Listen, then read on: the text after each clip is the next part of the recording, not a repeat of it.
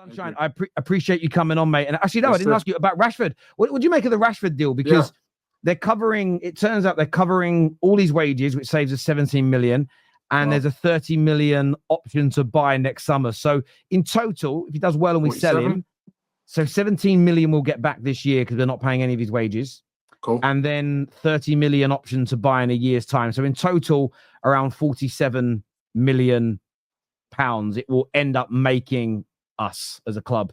Yeah, I think that's a great situation. I think a couple of years ago you were looking at 80 to 100 million for Rashford when the talks were there. But I think given constant situation that's going on, one, is it good to get players that the manager and the club don't want anymore, regardless of their status to the club? Yes, absolutely. We've seen incredible footballers play for Man United and leave. So I'm not going to get in my feelings. Feel sorry for those guys who probably aren't as old as us to, see better quality leave the club. We have to move on. That's just normal. But then you look at getting 47 million overall. 30 million is a steal if Rashford has an incredible time at Barcelona, which I do believe he will.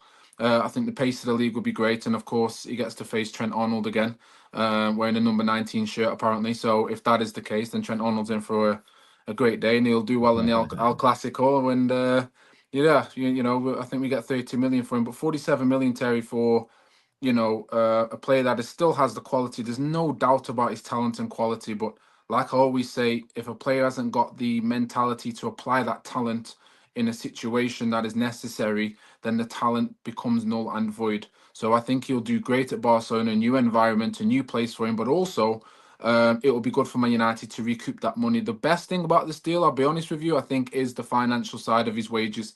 Getting those wages off the books is incredible. I think he was our top earner or second top earner. I'm not too sure, to Casemiro. You may be able to correct me, but yeah, I think Cash is on three. Yeah, second behind Cash. Yeah.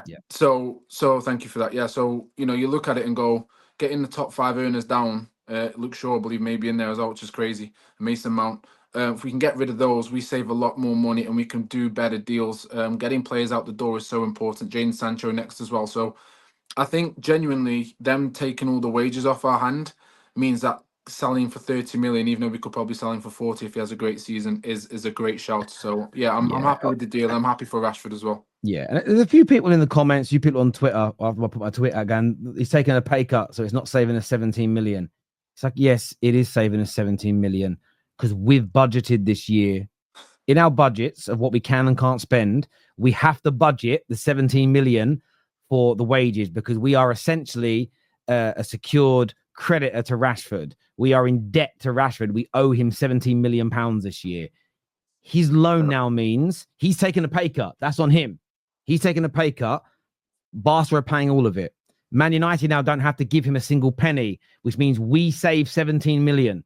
And in business, and this is a business transaction, whether you make money or save money, it's the same thing. If you increase your turnover by £1 million, but your expenditure goes up, you may make less money than if you decrease your turnover, but lower your expenditure. And at the end of the day, it works.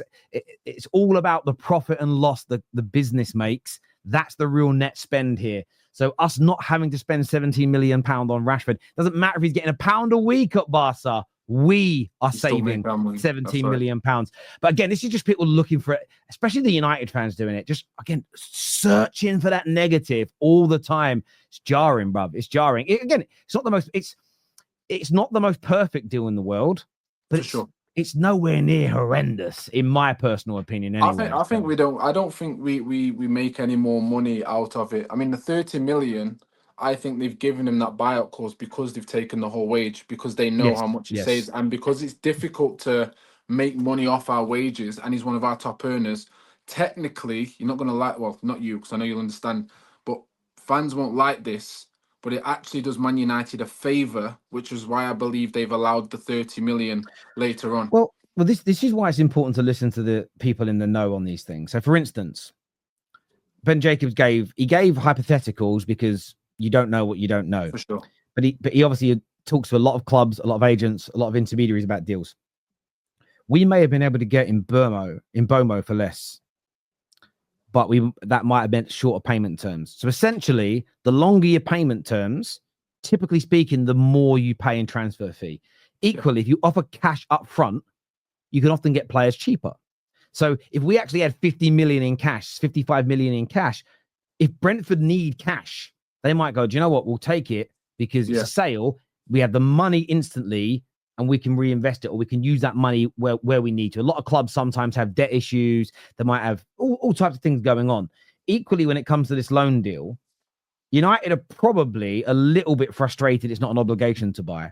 But at the same time, there's a little risk, but it's a risk that could mean we make 47 million. If we sold him now today, it's 40 million, which means you're £7 million shy. So I think Rashford's going to do very, very well over there. I think Rashford's going to deliver. I think they'll pay for him next year. I think he'll move there permanently. I don't personally have any qualms or massive concerns about this. I just wish him all the best. I hope he goes over there and kills it, other than when he's playing against Manchester United, because other than maybe 1 or 2 games a season against us in the future, he's not.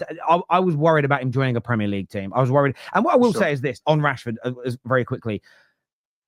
Yes, you're spot on. The relationship between him and Man United is broken down.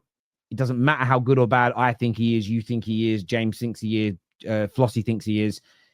He's going to do nothing for a team he isn't playing for. The fact that Barcelona, who are on the up and up, want him, the idea that, and it's funny how all the players that Baller FC liked that have left Man United, most have gone on to do nothing. Most of the players that they said were crap are winning MVPs in Serie A. They're moving to Barcelona.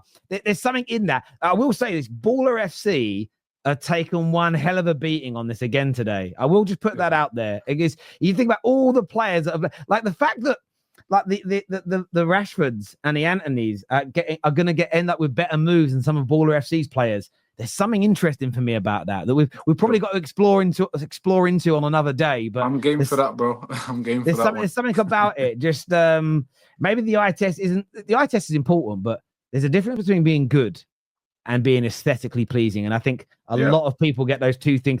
Someone, he looks good making that pass. He looks awkward passing it. But did they both make the pass? Yes. Oh, when he shoots, it looks good, but he didn't score. Yeah, but it looks good. I think a lot of people are attracted to that. Some of these football fans should go watch ballet. That's what they should be into, ballet and dance, brother. Just looking good. Do you know what I'm saying? It's the Sancho mechanism. Sorry, it's just Sancho mechanism, isn't it? The jinky majinky and everything's all good. Like, I'm sorry.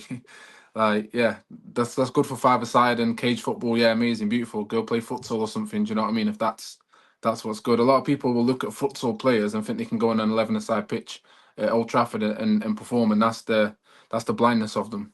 Sadly, you got to be able to apply your talent, guys. That's one thing I'll always say. And it doesn't matter what sport it is, what you're good at, what your potential is. If you're hyping up potential, you're still hoping for them to show you something. You have to look at their character and their personality and go, can they apply their talent under pressured circumstances at Manchester United whilst the club is toxic and whilst there's a level of pressure and desperation from the fan base? If the answer is yes to 4 of the 5, maybe 3, then their talent is then valid. We can talk about their talent as well. It's a cherry on the top. If not, it's irrelevant. No, I agree. And Maradon here says, Terry, your stats told us Højlund would score 15 goals. Well, he got around 15 goals in his first season for Man United. However, you're missing the fundamental point here. When I watch a player and I go, I think he's good enough for Man United, or I think he'll be good at Chelsea. When I'm wrong, I go, I got it wrong. The difference here being, everyone who said Rashford's trash and nobody good will want him, no big club's going to buy him when he leaves, they won't admit they're wrong. There is a fundamental difference in what we're talking about here. Sunshine, thanks for coming on, mate, and having your say. I appreciate it massively. Cheers, mate. See you soon. See you, mate. Thank you.